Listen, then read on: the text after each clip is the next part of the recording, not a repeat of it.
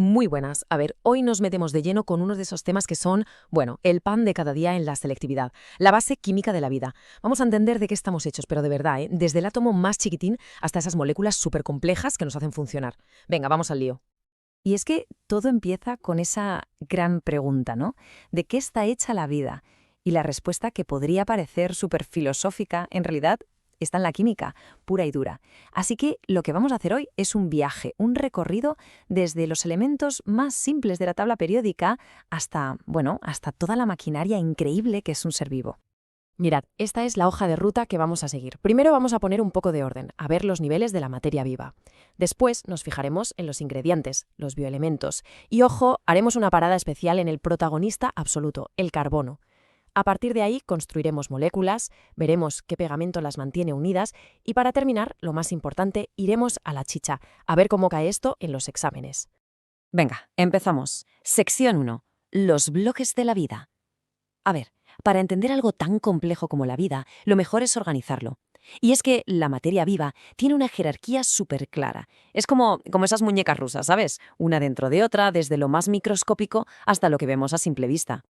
Vale muchísima atención aquí porque esto es un clásico de examen, de los que caen sí o sí. El viaje empieza en el nivel químico. Los átomos se juntan y forman moléculas. Estas, a su vez, se organizan en orgánulos, que montan la célula, ¿vale? La unidad básica de la vida. Y a partir de ahí, la cosa se hace grande. Las células crean tejidos, los tejidos órganos, y así hasta sistemas enteros. Pero es que el zoom se aleja todavía más. Pasamos a los organismos, las poblaciones, los ecosistemas y ¡pum!, la biosfera. Es una escalera perfecta donde cada peldaño se apoya en el anterior. Bien, pasamos a la segunda parte, la clasificación de los bioelementos.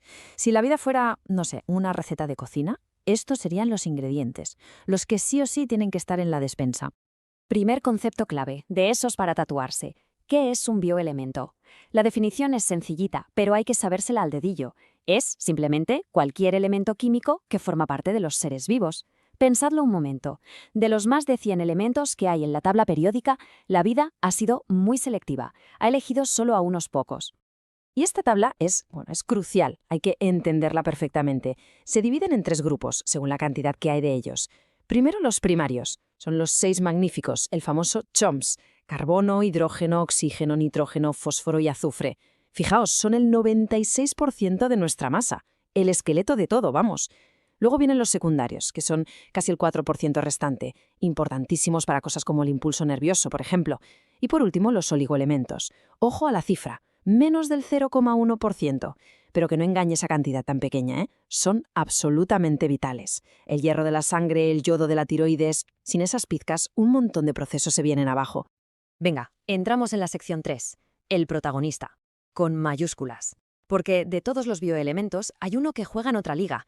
Es el rey, el eje sobre el que gira toda la química de la vida, el carbono. Y os aseguro que entender por qué es tan especial es básicamente entender el secreto de la vida. Pero a ver, ¿qué tiene de especial el carbono? Pues varias cosas, y todas son una pasada. Lo primero, su tetravalencia. ¿Qué significa eso? Pues que puede formar 4 enlajes a la vez. Es como una pieza de Lego con 4 enganches. Esto le permite construir esqueletos en 3 dimensiones que son una locura de complejos. Y no solo eso, puede unirse a otros carbonos y formar cadenas larguísimas o anillos, y además con enlaces simples, dobles o triples. La variedad es brutal. Pero la verdadera magia para mí está en los grupos funcionales. O sea, a ese esqueleto de carbono le puedes colgar diferentes grupos de átomos y cada uno le da a la molécula una función completamente nueva. Y por si todo esto fuera poco, está la isomería, misma fórmula pero colocada de forma distinta, y zas, función diferente. Es sin duda el campeón de la versatilidad. Así que, quedémonos con esta idea, que es la fundamental. El carbono es el esqueleto versátil de la vida. Punto. Su increíble capacidad para formar estructuras estables y supervariadas es la razón de que exista esa biblioteca gigantesca de moléculas orgánicas que somos. Perfecto. Cuarta sección, de elementos a moléculas. Vale, ya tenemos los ladrillos que son los bioelementos. Pues ahora toca ver cómo se juntan para construir los edificios, es decir, las biomoléculas. Y aquí viene otra definición clave y una de las preguntas de examen más típicas que hay, la diferencia entre bioelemento y biomolécula. A ver, una biomolécula es una molécula que está en los seres vivos. Se forma al unir bioelementos y, esto es lo más importante, tiene una función biológica concreta. Un ejemplo para que quede claro. El carbono es un bioelemento, la glucosa, que está hecha de carbono, hidrógeno y oxígeno, es una biomolécula. Las biomoléculas se dividen en dos grandes equipos, y esta es otra de esas distinciones que hay que dominar. Por un lado, las inorgánicas. Su característica principal es que no tienen un esqueleto de carbono. Son más sencillitas, el agua, las sales minerales. Y por otro lado, las orgánicas. Estas son las verdaderas protagonistas. Todas, absolutamente todas, se montan sobre un esqueleto de carbono.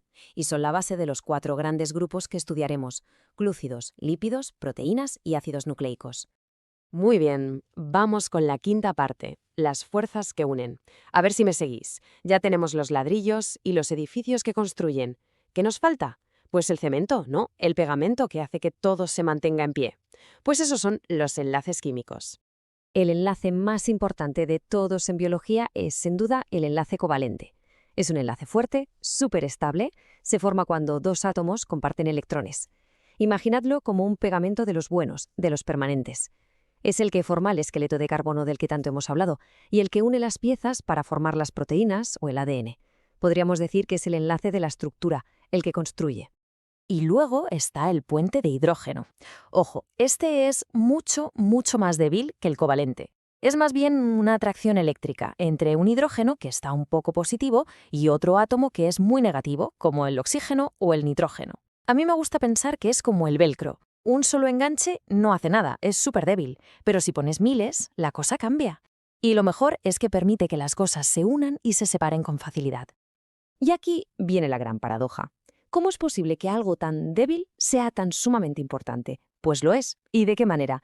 Los puentes de hidrógeno son los que le dan al agua esas propiedades únicas que hacen posible la vida. Son literalmente la cremallera que une las 2 hebras del ADN, una cremallera que se puede abrir y cerrar. Y lo más fundamental de todo, son los que le dan a las proteínas su forma tridimensional, que es la clave para que funcionen. Sin estos enlaces débiles, la vida tal y como la conocemos no existiría. Y bueno, para tener la foto completa, hay que mencionar que existen otras fuerzas. Por ejemplo, los enlaces iónicos, que son los que mantienen unidas las sales. O las fuerzas de Van der Waals. Estas son atracciones súper débiles, pero que todas juntas, sumadas, ayudan a estabilizar la forma final de moléculas gigantes, como las proteínas. Y llegamos a la recta final, la parte más práctica de todas, las claves para el examen.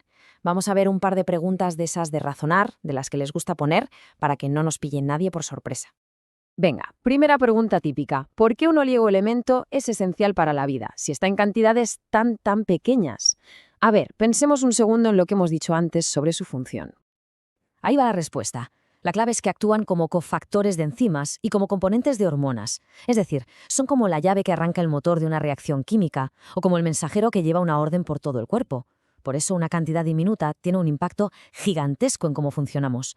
El ejemplo del yodo es perfecto. Sin esa pizca de yodo, la tiroides se para. Vamos con la segunda pregunta clave, esta vez sobre nuestro protagonista.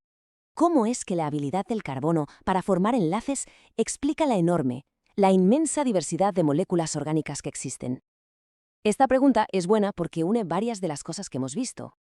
Pues mirad, la respuesta de 10, la respuesta perfecta, sería algo así como: su tetravalencia, o sea, su capacidad para formar 4 enlaces estables, le permite crear esqueletos muy complejos, tanto cadenas como anillos, y a esos esqueletos se les puede unir una variedad brutal de grupos funcionales. Y claro, cada uno de esos grupos le da a la molécula unas propiedades químicas únicas. Es esa combinación de esqueleto y grupos funcionales la que genera toda la diversidad. Y para terminar, os dejo con una reflexión. Hemos visto los ladrillos, que son los bioelementos, y el cemento, que son los enlaces. Ya hemos construido el edificio, pero ¿quién escribió los planos? ¿Dónde están las instrucciones que dicen cómo hay que ordenar todo esto para que surja la vida?